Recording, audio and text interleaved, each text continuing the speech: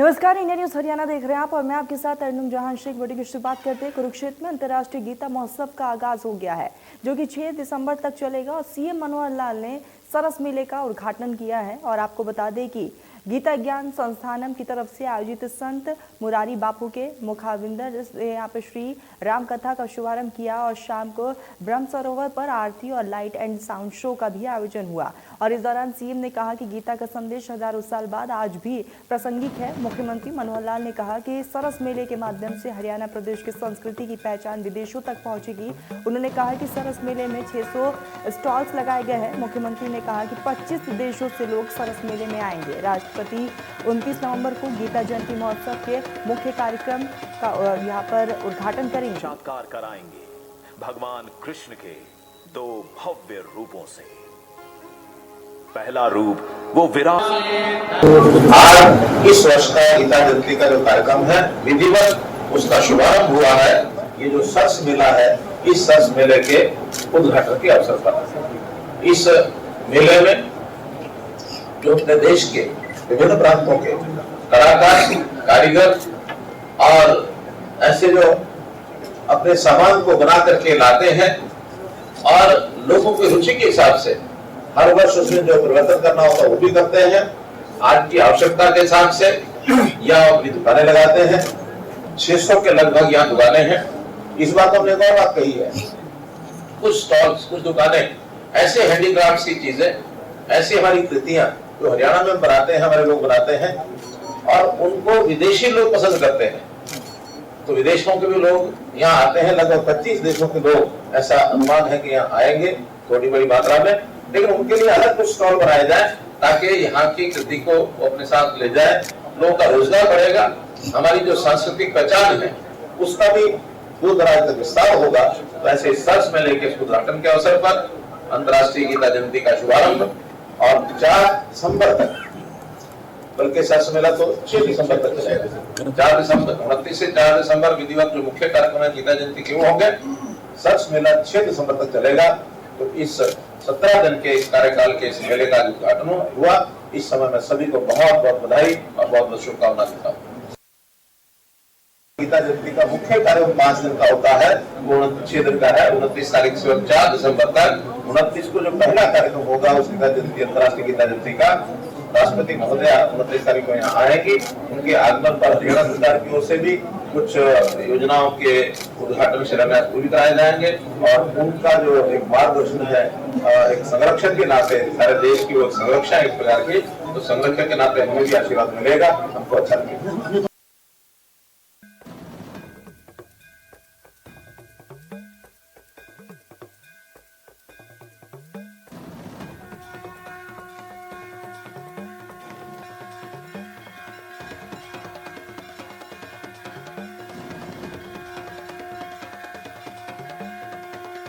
साक्षात्कार कराएंगे भगवान कृष्ण के।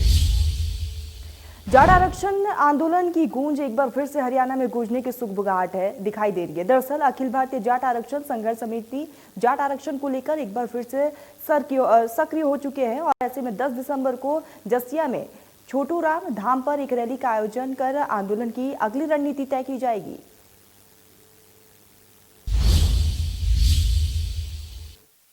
हरियाणा में जाट आरक्षण की मांग एक बार फिर से उठने लगी है। जाट नेता यशपाल मलिक आज रोहतक में आए और ये जानकारी दी। साथ ही उन्होंने कहा कि 10 दिसंबर को रोहतक जिले के ही जसैया गांव में एक बड़ी रैली की जाएगी, जिसमें जाट आरक्षण को लेकर आगे की रणनीति तय होगी। साथ ही उन्होंने कहा कि 2016 में जाट आरक्षण के दौरान हुई जो हिंसा थी उसमें जाटों का कोई हाथ नहीं है। उन्होंने राजकुमार सैनी पर भी कटाक्ष करते हुए कहा कि राजकुमार सैनी भाजपा की कठपुतली है। गौरतलब है कि 2016 में जाट आरक्षण के दौरान काफ़ी हिंसा हुई थी, जिसमें कई लोगों की मौत भी हुई थी। इंडिया न्यूज के लिए रोहतक से दिनेश कौशिक। हरियाणा में जाट आरक्षण की मांग एक महेंद्रगढ़ में किसानों को खाद के लिए परेशानियों का सामना करना पड़ रहा है और पहले डीएपी खाद और अब यूरिया खाद के लिए लोगों को धक्का खाने पड़ रहे हैं। जिला महेंद्रगढ़ के किसानों को खाद की लगातार परेशानियों का सामना करना पड़ रहा है। जिस तरह से डीएपी खाद के समय भी लोगों को लंबी लंबी लाइनों में खड़ा होना पड़ा था और कई दिनों तक खाद के लिए चक्कर काटने पड़े थे, उसी तरह जब अब यूरिया खाद की ज़रूरत पड़ी तो किसानों को फिर इन्हीं समस्याओं का सामना करना पड़ रहा है। आज महेंद्रगढ़ में जब किसानों को पता चला कि यूरिया खाद आया हुआ है तो किसानों की लंबी लंबी लाइन हैफेड के गोदाम के बाहर लग गई। तो जब वहाँ पर मैनेजमेंट सही नहीं हो पाया तो बीच में ही खाद का जो वितरण है वह रोक दिया गया और जिसके बाद में रोषपूर्वक जो किसान हैं उन्होंने रेलवे रोड को जाम कर दिया। और जब वहाँ पर पुलिस प्रशासन पहुँचा और उन्होंने वहाँ पर आश्वासन दिया कि आपको खाद उपलब्ध करवाया जाएगा, उसके बाद में किसानों ने जो रोड जाम है उसको खोला और लोगों को लाइन में लगकर खाद देने की जो कार्रवाई वो शुरू हो पाई। लेकिन किसानों का यही कहना था कि सरकार की तरफ से जो खाद को लेकर जिस तरह की नीति बनाई गई है वो बिल्कुल किसान विरोधी है, क्योंकि जब सरकार को पता होता है कि इस समय किसानों को डीएपी और यूरिया की ज़रूरत है तो उस समय सरकार को इसके पुख्ता इंतजाम करने चाहिए ताकि किसानों को खाद समय पर मिल सके। और खाद समय पर ना मिलने के कारण जहाँ किसानों को चक्कर लगाने पड़ते हैं वहीं किसानों की जो फसल है उसके ऊपर भी विपरीत असर पड़ रहा है। इसी को लेकर किसानों को सरकार के प्रति रोष है वो भी देखने को मिल रहा है। Pradeep Balrodia, India news, Mahendragarh. रेवाड़ी में यूरिया खाद की कमी के चलते किसानों को मारामारी झेलनी पड़ रही है। खाद के लिए सुबह से ही लाइन में लगे किसानों को भी खाद नहीं मिल पाई है। सरकारी योजना में पहुंच रही खाद किसानों के लिए नाकाफी साबित हो रही है। आज भी रेवाड़ी में खाद के करीब 5000 बैग की मांग की गई थी, लेकिन खाद के सिर्फ 1460 बैग ही पहुंचे, जिसके चलते ज्यादातर किसानों को खाद नहीं मिल पाई है। जिसके बाद अनाज मंडी में गुस्साए किसानों ने सरकार और अधिकारियों को इसका जिम्मेदार ठहराते हुए उन्हें परेशान करने का आरोप भी लगाया। किसानों ने कहा है कि उपज बेचने की बात हो या फिर खाद लेने की, अन्नदाता को हमेशा लाइन में लगा दिया जाता है और सरकारी खाद एजेंसियां और अधिकारियों ने भी पल्ला झाड़ते हुए कहा कि खाद की सप्लाई ही नहीं आ रही है तो किसानों को वितरण कैसे किया जाए। 6 बजे आया, अब क्या कहना है इनका, अब तक क्यों नहीं कोई जवाब नहीं मिला इनका। जी स्टॉक बचा हुआ है, कोई जवाब नहीं मिल रहा इनका। ये सब कर्मचारियों की लापरवाही है। सुबह 6 बजे। अब क्या लग रहा है, मतलब सुबह 6 से बैठे हो, अब तक नंबर नहीं आया? नंबर आया नहीं, अपनी मर्जी से दे रहे, जो जानकार है उनको दे रहे हैं, 100 कट्टे से अपनी मर्जी दे रहे हैं। क्या कहोगे इस व्यवस्था को लेकर आप? नहीं, जमींदार जाए कहाँ ये बताओ। कि यदि समय पर खाद नहीं मिला तो क्या दिक्कतें आएंगी? नहीं, जमींदार में सारी दिक्कतें खाद ही नहीं मिल रहा, खराब हो जाए। जमींदार है क्या सरकार जाने से मैं क्या करूं, मेरे पास सारे वो तो बैठ रहे हूँ। कितना खाद आ रहा है आपके पास? मेरे पास 1460 कट्टे हैं। कब कितने समय में ये 1460 कट्टे हैं? ये आए 15 दिन। अब डिमांड कितनी है आपके यहाँ पे? डिमांड तो पब्लिक के ऊपर है कि कितना लेंगे। नहीं, यहाँ तो सैकड़ों की संख्या में किसान लाइन में लगे हुए हैं, तो आपको पता होगा ना लोग आ रहे हैं। 5000 कट्टे चाहिए टोटल, 5000 कट्टे चाहिए आज की डेट में 5000 कट्टे। और किसानों का कहना है कि कोई सुनने वाला नहीं है, वहाँ पे सुबह 6 बजे से लाइन में लगे हैं, उनकी आखिर सुनेगा कौन? मैं नहीं मानता, 6 बजे आकर मैंने गाड़ी खाली करवाई और उसके बाद मेरे माल भट्टे आए जो सिर्फ 10 आदमी थे सुबह। अब जिसको पता चलेगा तब एक साथ बिजाई हुई, क्योंकि सबको जरूरत तो है ही। अभी स्टॉक में कितना है, कितने किसानों को आप दे पाएंगे? ये पर्चे के बाद दोबारा फिर काट देंगे। अभी आपके पास कितना स्टॉक बचा हुआ है? तो पर्ची के हिसाब से है ना। कितनी पर्ची कट चुकी है अब तक? पर्चे तो लगभग काट दी, हमने कोई 100-150 कट्टे बदल थी मेरी हिसाब से। तो ये इनको बांटने के बाद दोबारा ये पर्ची काटेंगे? हाँ, ये जो पर्ची वाला ये खत्म हो जाएगा ना, फिर पर्ची काट देंगे। एक गाड़ी आने की कह रहे हैं, वो आ जाती तो फिर और काट। कब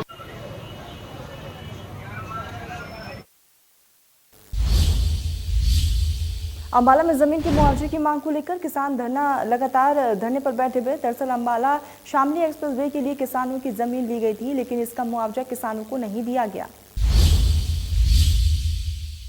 3 कृषि कानूनों के खिलाफ किसानों ने 1 साल के करीब लंबी लड़ाई लड़ी थी और उसके बाद प्रधानमंत्री ने उनकी मांग को 19 नवंबर को पूरा कर दिया था, जिसके बाद किसानों ने आज 1 साल पूरा होने पर विजय दिवस के रूप में इस खुशी को मनाया और अंबाला में ट्रैक्टर मार्च निकाल शक्ति प्रदर्शन भी किया।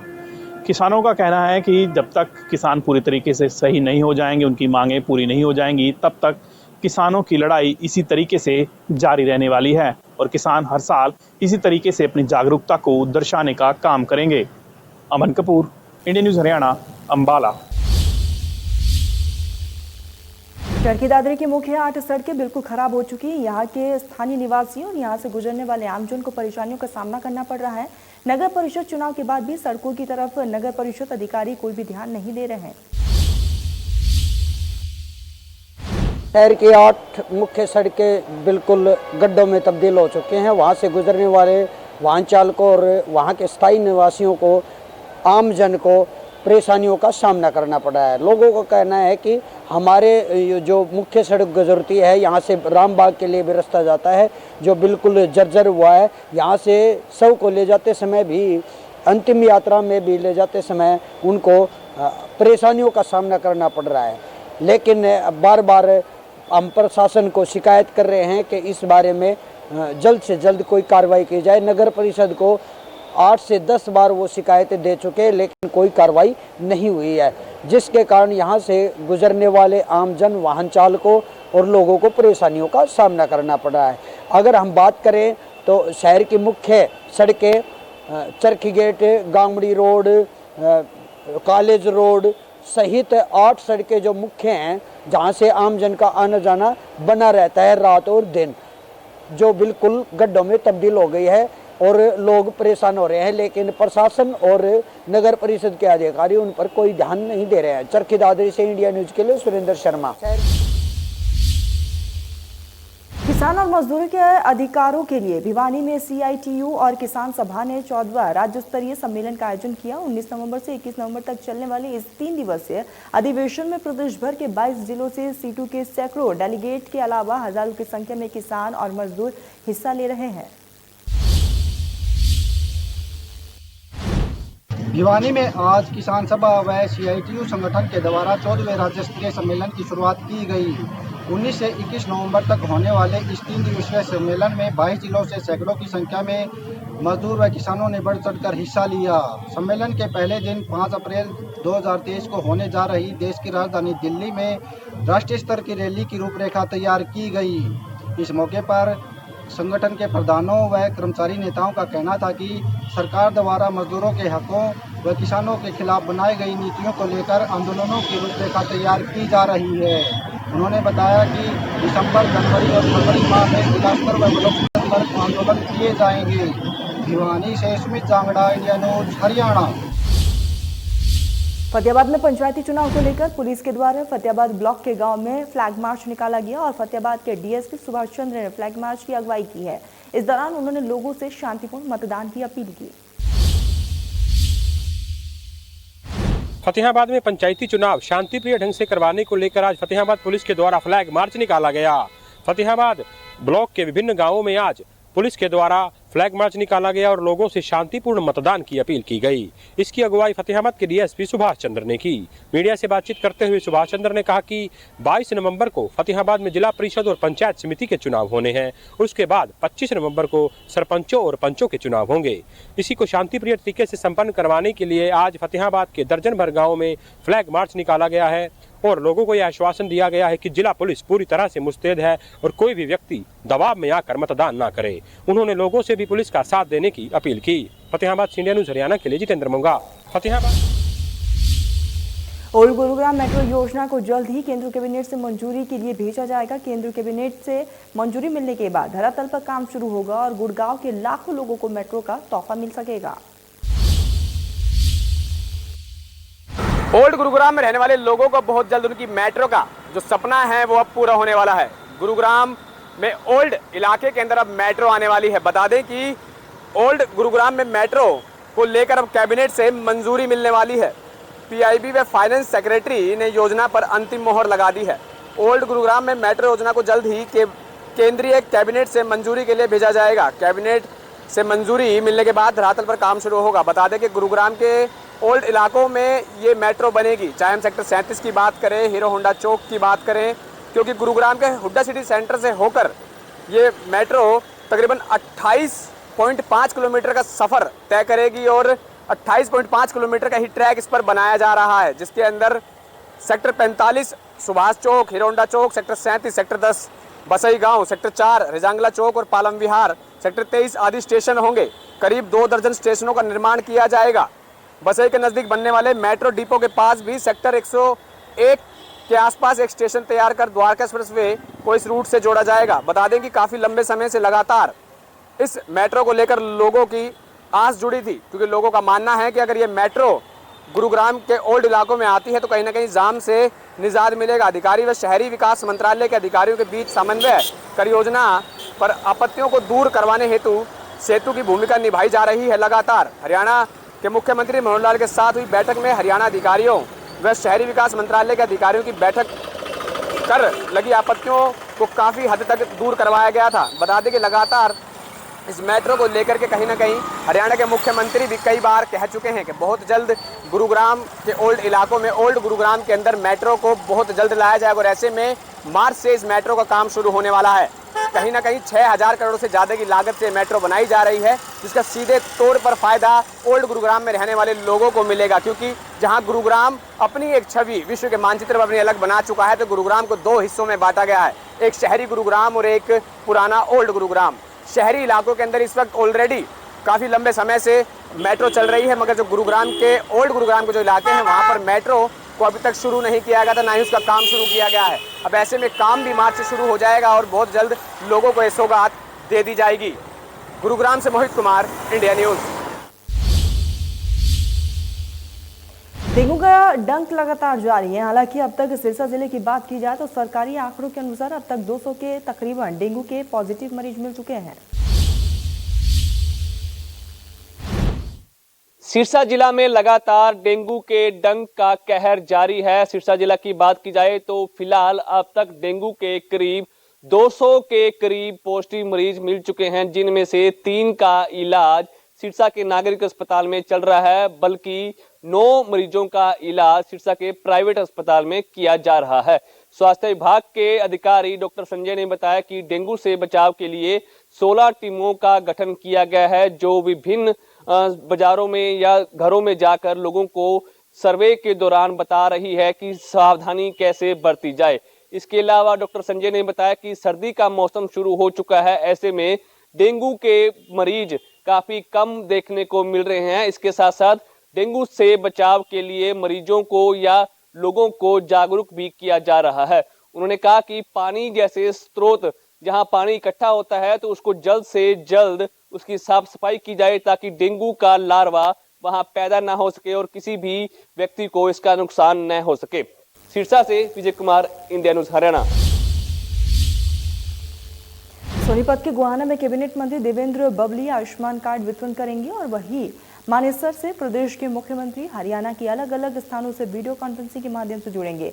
इसी को लेकर सोनीपत के सीएमओ जय किशोर ने गोहाना में पहुंचकर जायजा लिया और मौके पर व्यवस्थाओं को चेक किया गया। प्रदेश की सरकार द्वारा अंत्योदय परिवारों का विस्तार करने के लिए आयुष्मान भारत का विस्तार किया जा रहा है और इसी को लेकर अलग अलग सामुदायिक केंद्रों पर लगातार आयुष्मान कार्ड बनाने का कार्य तेज किया गया है। अंत्योदय परिवारों को स्वास्थ्य सहायता पहुंचाने के लिए प्रयास इसलिए किया जा रहा है ताकि गरीब से गरीब और अंतिम कतार में खड़ा हुआ व्यक्ति मुफ्त में इलाज करा सके। और इसी क्रम में प्रदेश के मुख्यमंत्री सोमवार को मानेसर से इस योजना के तहत शुभारंभ करेंगे और वहीं जो अलग अलग स्थानों पर आयुष्मान कार्ड भी वितरण कार्यक्रम रखा गया है। और इसी के तहत सोनीपत के गोहाना में सोनीपत के सीएमओ ने जाकर जायजा लिया है, क्योंकि गोहाना में कैबिनेट मंत्री देवेंद्र सिंह बबली पहुंचेंगे और वहीं लाभार्थियों को कार्ड भी वितरित किए जाएंगे। वहीं जिस प्रकार से सरकार द्वारा गरीब लोगों को फायदा और उनके अच्छे स्वास्थ्य के साथ साथ मुफ्त में इलाज कराने के लिए लगातार प्रयास किया जा रहा है और इसी क्रम में सोमवार को प्रदेश की सरकार द्वारा अलग अलग हिस्सों में एक साथ कार्ड वितरण का कार्यक्रम होगा। निश्चित तौर पर अंत्योदय कार्यक्रम के तहत लोगों को काफ़ी फायदा मिलने वाला है। सोनीपत से इंडिया न्यूज़ हरियाणा के लिए राम सिंह वार। प्रदेश की चलिए फिलहाल इस वीडियो में बस इतना ही। आप देखते रहिए इंडिया न्यूज़ हरियाणा।